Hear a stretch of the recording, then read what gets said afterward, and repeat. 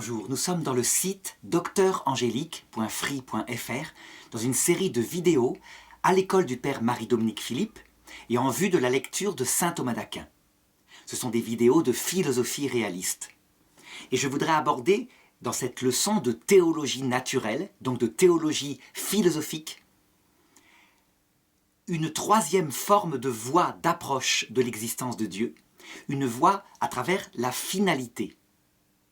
C'est la voie qui particulièrement intéressait le Père Marie-Dominique Philippe, qui est un petit peu le mentor de cette série de vidéos. D'ailleurs, pour être plus précis, il ne l'appelait pas une preuve de l'existence de Dieu, mais plutôt une voie d'accès à l'existence de Dieu. Et pour bien comprendre ces nuances, je voudrais manifester, je dirais, les trois sortes de voies d'approche à l'existence d'un être premier que les religions appellent Dieu. Donc, pour résumer, il y en a de trois sortes. Il y a un premier type de voie d'accès qu'on appelle les voies ontologiques. Le second, c'est un type, je dirais, de preuve de l'existence de Dieu à travers l'étude de la cause efficiente des êtres. Et la troisième, c'est une voie d'accès à l'existence de Dieu à travers la cause finale. Alors, le premier type de voie d'accès à Dieu a été développé par saint Anselme et aussi, je dirais, par René Descartes à la Renaissance. Elle consiste à étudier le fonctionnement de l'esprit humain, ce qu'il porte en lui, et à en induire comme une cause l'existence de Dieu. On peut dire que ces voies ontologiques sont au nombre de deux, donc je vais résumer rapidement. La première considère que nous portons en nous un concept de l'infini. Un concept de l'infini. Nous pouvons comprendre parfaitement ce que signifie le mot infini. Or, nous sommes des êtres limités, nous le constatons. Nous avons commencé d'exister et notre tête n'est pas infinie en taille. Ce concept d'infini que nous portons en nous ne peut donc pas, va affirmer saint Anselme, venir de nous. Il a forcément été mis en nous par un être qui, lui, est infini. Et c'est ainsi qu'il pose l'existence de Dieu qui est l'être infini. Une autre voie lui est semblable, elle a été développée plutôt par René Descartes, et elle consiste à dire ceci. Nous portons en nous le concept de l'être le plus parfait qui puisse exister, avec toutes les qualités imaginables, d'intelligence, de volonté, d'éternité, d'immensité, d'immutabilité, etc. Or, parmi les qualités d'un tel être, il y en a une qui s'appelle l'existence et que nous portons dans notre intelligence. Donc nous pouvons tout à fait penser un être parfait au point qu'il existe. Comme cet être-là ne vient pas de nous, eh bien Descartes en déduit qu'il existe réellement, puisque nous en portons en nous le concept. Alors on le voit, ces voies ontologiques sont très très critiquables. Je dirais même que pour ma part, je trouve qu'elles ne fonctionnent pas du tout. Pour la première, c'est facile de la critiquer. Concept d'infini, je dirais plutôt concept de non-fini. Ça veut dire que nous avons un concept de choses finies, que nous pouvons maîtriser. Et quand nous nions la finitude des choses, eh bien, on peut comprendre intellectuellement ce que c'est que l'infini. Mais attention, ce concept du non-fini n'est pas infini. On n'a pas un concept qui aborderait l'infinité d'une chose infinie. Même un simple atome qui pourtant est un gouffre de compréhension, nous ne pouvons pas le comprendre de cette façon-là. Donc je dirais que avoir le concept d'une chose non finie, ce n'est pas la preuve de l'existence d'un être infini dans le réel. Pour la seconde, nous pouvons tout à fait aussi imaginer un dragon vert avec des pois roses et qui existerait. Eh bien, ça ne veut pas dire que ce dragon existe, tout simplement parce que l'existence n'est pas une qualité. C'est autre chose. C'est à la base de l'être. C'est métaphysique. Il faut faire de la métaphysique pour se rendre compte que être intelligent, être beau, être blanc, ce sont des qualités. Mais exister, c'est la racine même de l'être, ce n'est pas de l'ordre des qualités. Donc, imaginez un être immensément parfait, avec toutes les qualités, et qui en plus aurait comme perfection l'existence, ça ne colle pas vraiment. Le deuxième type, et cette fois qui me semble être des preuves au sens profond, au sens philosophie réaliste de l'existence d'un être premier, c'est à partir de la cause efficiente. Et voilà comment elle fonctionne, c'est très simple. Un effet quelconque ne peut être produit que par une cause qui lui est adaptée. Donc je m'explique. Par exemple, mon œil, qui est une cause, produit un effet qui lui est adapté. Il voit la lumière. L'œil est matériel, il voit donc la lumière qui est matérielle. Mon œil matériel ne peut pas comprendre ce que c'est que, par exemple, le concept d'amitié. Il faut une autre faculté. De même, si je prends cette télécommande, que je la lâche, elle fait un bruit. Donc la cause, le fait de lâcher cette télécommande, produit un effet adapté, un bruit, mais elle ne se transforme pas en grenouille. Eh bien ce principe de bon sens, lorsqu'il est appliqué pour des êtres complexes, qui apparaissent tout au long de l'histoire du monde, à savoir, on peut dire, 5 grands types de complexité. D'abord, le passage du néant à l'être même des choses, à un moment donné. Et ce néant, on peut, je dirais, facilement comprendre qu'il a existé, puisque c'est un monde qui existe et qui est corruptible dans toutes ses parties, or qui n'est pas corrompu. Il a donc un commencement. Certains diront il est infini et cyclique, mais de toute façon ça ne changerait rien. Il perdrait de l'énergie à chaque cycle, il serait mort depuis toujours. Donc il a un commencement. Deuxième saut d'organisation absolument fabuleux, une fois que cette matière est apparue, elle s'est structurée dans la première seconde de son apparition, avec des équations mathématiques extrêmement précises, extrêmement rigoureuses, dont on ne voit pas la cause dans le premier moment, au point de vue en tout cas philosophique. Troisième degré d'organisation, bien plus palpable, je dirais, moins complexe que celui de la physique nucléaire, physique des particules, qui souvent se mêle avec le mur de Planck, donc des moments où on ne connaît rien. C'est le passage d'un monde non vivant, avec des réactions chimiques de monde non vivant, au premier vivant, et la chimie de la vie, qui n'a rien à voir. Étape suivante, de saut d'organisation, l'apparition des macro-évolutions. Ça veut dire d'une fonction vitale radicalement nouvelle, impliquant un ADN radicalement nouveau, avec quelquefois 100 millions de bases qui vont s'exercer comme ça pour que ça fonctionne. Par exemple, l'apparition de l'œil. Un vrai problème. Et enfin, l'apparition de l'esprit de l'homme. Cet esprit qui permet de penser à des choses spirituelles, qui n'a pas d'ADN spécifique, qui n'a pas d'organe spécifique, les scientifiques s'en rendent compte, et qui a comme objet quelque chose qui n'est pas matériel, donc qui est autre chose. Eh bien, à chaque fois qu'on passe d'un saut à l'autre, on peut dire que l'ordre précédent n'explique pas l'ordre suivant. Prenons l'ordre le plus simple, l'apparition de la vie. Deux énormes problèmes insurmontables sont présents. Le premier, vivant, pour qu'il existe, c'est une bactérie, sans doute une archéobactérie.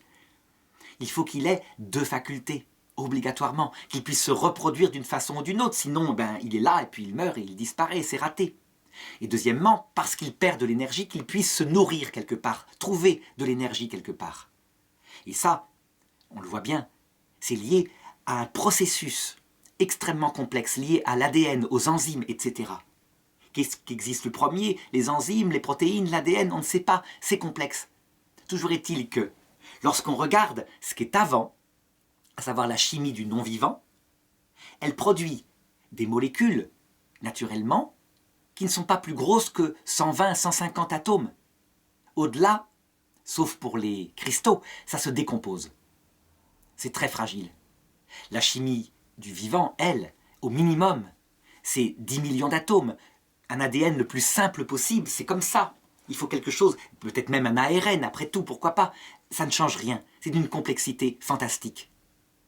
Et donc, comment est-il possible qu'une cause non adaptée, qui a tendance à décomposer les molécules pour les rendre simples, peut-il donner une molécule extrêmement complexe dont on n'a jamais vu qu'elle apparaissait autrement que par la duplication d'un autre ADN? Premier problème difficile. Et autre problème encore plus grave, peut-être, ou je dirais il va ensemble, c'est que ce programme, entre guillemets, informatique de la vie primitive, eh bien, il implique un message extrêmement précis, écrit avec des lettres chimiques A, G, T, C. Il y en a 4. Adenine, guanine, cytosine, thymine, qui ont un ordre absolument précis, comparable, je dirais, à un logiciel informatique. Une erreur et ça ne fonctionne pas. Et donc, lorsqu'on regarde par des simples calculs de probabilité, s'il peut apparaître, par exemple, avec des ordinateurs super performants qui feraient 100 milliards d'essais à la seconde. Un simple texte, je dirais, de 50 lettres. 50 lettres. Donc c'est 3 phrases, c'est rien du tout. N'importe quel texte qui veut dire quelque chose en français de 50 lettres. Eh bien, les chances pour que ça apparaisse sont de une chance sur 64, les claviers d'un ordinateur, les points-virgules, les 2 points, les espaces, 64 lettres on va dire, à la puissance 50. C'est un calcul simple pour qu'apparaisse par exemple dans le message « Il était une fois », le « i » en premier, c'est une chance sur 64. Pour qu'apparaisse en second le « l », c'est une chance sur 64. Et j'ai bien dit, n'importe quel texte, ça ne change rien, le calcul est le même. C'est extrêmement, je dirais, complexe. Le nombre de chances est très très peu développé. Il apparaît des choses par hasard, c'est vrai, X, etc., quand on tape n'importe quoi, mais qui ne réapparaîtront jamais semblables, tellement il y a de possibilités. Eh bien, s'il s'agit de l'ADN d'un premier vivant, aussi primitif qu'il soit, ce n'est pas 50 lettres, c'est des millions. Et on voit le calcul de probabilité que ça donne. C'est problématique. Et donc, le philosophe va dire, il y a un effet qui est là, un effet qui ne s'explique pas par la cause précédente. Il faut donc poser une cause adaptée. Et la cause adaptée, on la voit tout de suite. C'est une intelligence organisatrice, un grand horloger de l'univers. C'est tout aussi simple comme preuve que si je démontre que cette télécommande a forcément été causée par une ingénierie, quelque part, peut-être au Japon. C'est la même preuve. Cette télécommande est trop complexe pour sortir des causes naturelles comme l'érosion ou la chimie, je dirais, purement minérale. Elle implique trop d'éléments qui sont en plus ordonnés entre eux. Il faut donc poser, et c'est évident, une cause intelligente qui l'a organisée. Voilà. C'est une preuve solide. Personne ne viendrait à contredire cette preuve-là. Donc on peut parler, lorsqu'il s'agit de causes efficientes, d'une vraie preuve de l'existence d'une intelligence organisatrice. Reste à les développer, et ça c'est fait dans les vidéos précédentes, pour voir ce qu'on peut dire de cette intelligence organisatrice. Et enfin, il existe une troisième sorte que je ne qualifierais pas cette fois de preuve, mais que je qualifierais effectivement, avec le père Marie-Dominique Philippe, de voies d'accès, parce qu'elles sont moins, je dirais, carrées, scientifiques que celles que je viens de développer. Elle est plus de l'ordre de l'admiration et de l'intuition profonde. Je m'explique. Pour expliquer, je dirais, ce qu'on constate tout le temps dans la nature, à savoir des vivants performants, avec des facultés vitales qui ont des finalités. Par exemple, l'audition est faite pour entendre. La philosophie de Huxley, donc qui est un matérialiste, qui dit qu'il n'existe pas de Dieu, d'intelligence organisatrice, eh bien, elle s'appuie sur la théorie de l'évolution portée comme un absolu, donc comme une philosophie qui explique tout le monde. Et elle dit que puisque ça se fait par des lois de Darwin, donc des mutations, par exemple génétique s'il s'agit d'un vivant, physique s'il s'agit de la physique nucléaire, mais de toute façon des mutations. Pour l'esprit humain, des mutations dans le cerveau. Elles se font par hasard, c'est le deuxième point.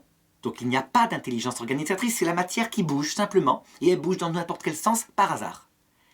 Et ensuite, elle est sélectionnée, cette mutation, par la sélection naturelle. Si elle est utile, elle est gardée, si elle est inutile, elle est évacuée. Dans ce système qui s'appelle la philosophie matérialiste de Huxley, l'évolutionnisme absolu, qui se prétend science, mais qui en fait est une vraie philosophie, ou plutôt une pensée de l'origine du monde, parce qu'elle n'a pas de preuves sur les macroévolutions. Elle a des preuves par contre pour des microévolutions. L'apparition d'une patte par exemple qui grandit, qui se développe, ça se comprend par les mécanismes de Darwin. Un animal qui ne court pas assez vite sera bouffé le premier par le lion qui arrive derrière, et l'animal qui court un peu plus vite, donc a une mutation génétique qui fait qu'il court un peu plus vite, lui survivra davantage. Donc forcément, il communiquera à ses successeurs, et au fur et à mesure, on peut avoir une gazelle qui court très très vite, et qui sait faire des zigzags. Là, ça marche. Mais pour le problème des macroévolutions, ce n'est qu'une généralisation d'ordre, je dirais, philosophique. Et le problème de cela, c'est que la théorie de Darwin va évidemment nier toute finalité là-dedans. Il n'y a pas de finalité, c'est logique. Par exemple, prenons l'apparition de l'œil. La matière d'un ver de terre, mettons, qui à un moment donné n'a pas le sens de la vision, ne peut pas prévoir longtemps à l'avance, des milliers de générations à l'avance, qu'il aura un œil dans 1000 générations pour mieux survivre, puisque c'est une matière aveugle. Pour donner une analogie, si un jour l'humanité se voit apparaître sur sa tête une antenne organique qui capte les ondes radio qui sont une forme de lumière, avec l'organe qui va dans le cerveau, l'ADN en plus, mettons 100 000 bases qui programment ça.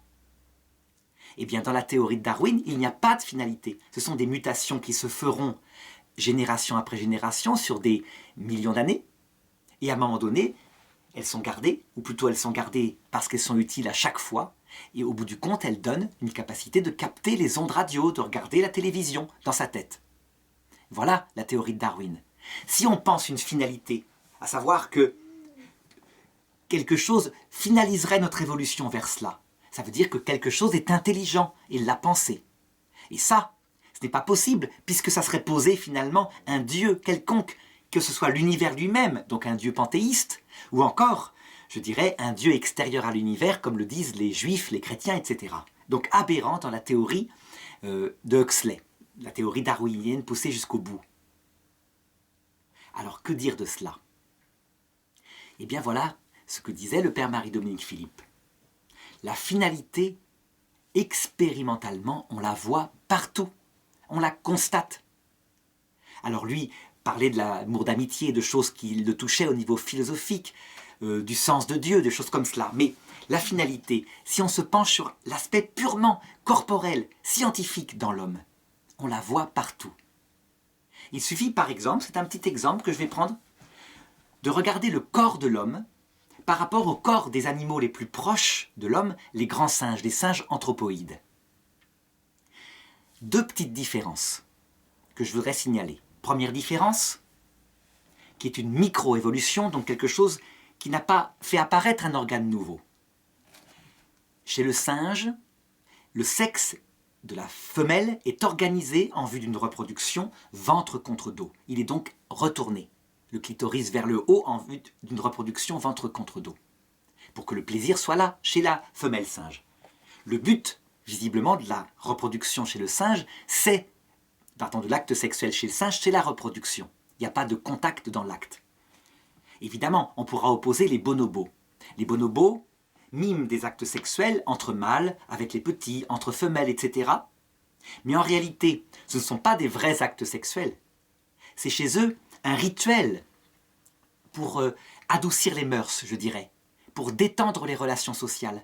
De même que chez les chimpanzés, c'est le rituel de l'épouillage. On enlève une puce, on la mange. Et ça montre qu'on se détend, qu'on est amis, qu'on a confiance. Et quand il n'y a pas de puce, eh bien on fait mine de les manger. On enlève une puce imaginaire, on la mange imaginativement. C'est ce qui se passe dans les zoos. Donc ce sont des rituels. Ce n'est pas l'acte sexuel reproductif. Donc on le voit, chez l'animal, la finalité de l'acte sexuel semble être la reproduction, c'est tout. Chez l'homme, qui a une vie spirituelle, on constate que l'organe sexuel féminin est retourné, en vue, naturellement, d'une reproduction face à face, même s'il peut y avoir d'autres positions. Pour que, organiquement, il y ait plaisir sexuel, il faut une stimulation face à face, ou alors d'une autre façon.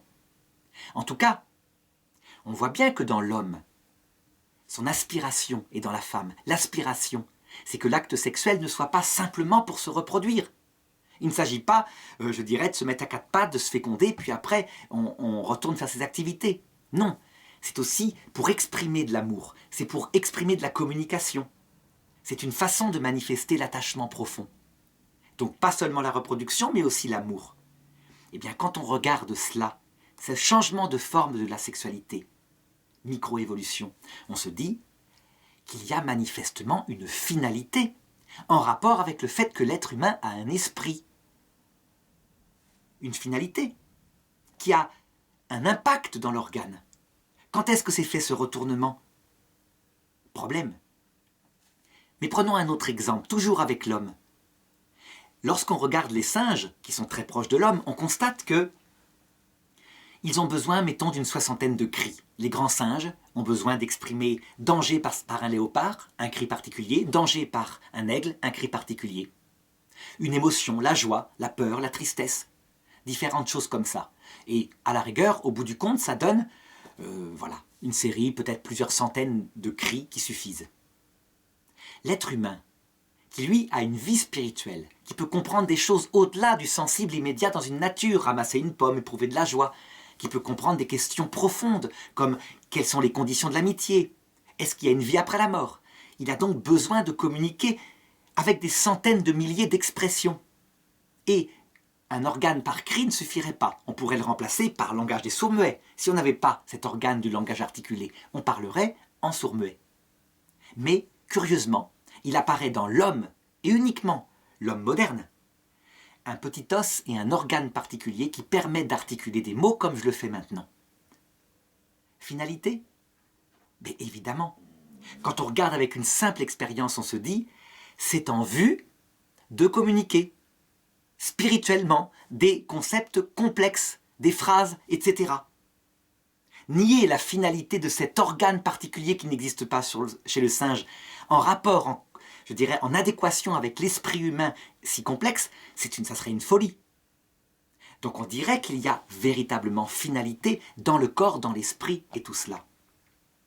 Eh bien, le père Marie-Dominique Philippe disait, en contemplant cette finalité partout dans la nature, en contemplant cette extraordinaire, je dirais, harmonie des choses, qui certes n'est pas partout, il y a des choses disharmoniques, les évolutionnistes ont raison, mais dans des cas comme cela, en contemplant ça, on s'aperçoit qu'en fait, visiblement, les choses ont été pensées puisque quelqu'un a finalisé le corps en vue de l'esprit.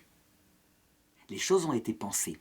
Et si elles sont pensées, et non pas les simples lois de hasard d'une matière aveugle, c'est donc qu'il y a une intelligence qui a pensé cela avant que l'homme n'existe. Et voilà comment s'articulent chez le père Marie-Dominique Philippe toutes ces voies d'accès à Dieu par la cause finale. Elles sont typiquement des voies contemplatives. On voit qu'elles ne sont pas aussi techniques que la précédente que j'abordais par la cause efficiente. Elles sont beaucoup plus subtiles, mais elles portent à l'amour, et à l'amour de ce créateur en question qui a pensé si bien l'homme.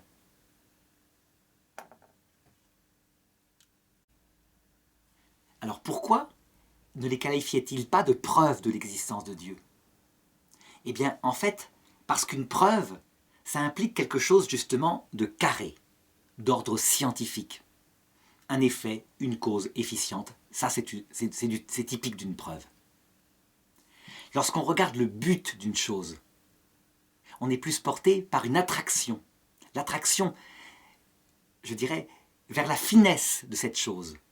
L'œil finalisé par la vision elle-même finalisée chez les animaux par la survie et la reproduction, par les relations sociales dans certains cas, chez l'homme par sa vie spirituelle. Eh bien, on le voit, c'est autre chose. Évidemment qu'on va remonter à la cause première de tout cela, qui a pensé tout cela, et éventuellement par la cause finale, en regardant même ce cœur humain fait pour un absolu qui dépasse sa nature mortelle. On pourra peut-être poser quelque chose qui existe avant lui et qu'il l'a créé en vue de lui, donc l'être premier en question.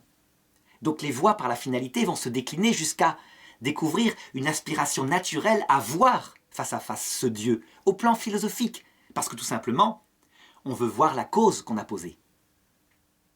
Eh bien, il n'empêche que parler de voie d'accès, c'est beaucoup plus conforme, effectivement. Et son terme, je crois qu'il faut le maintenir.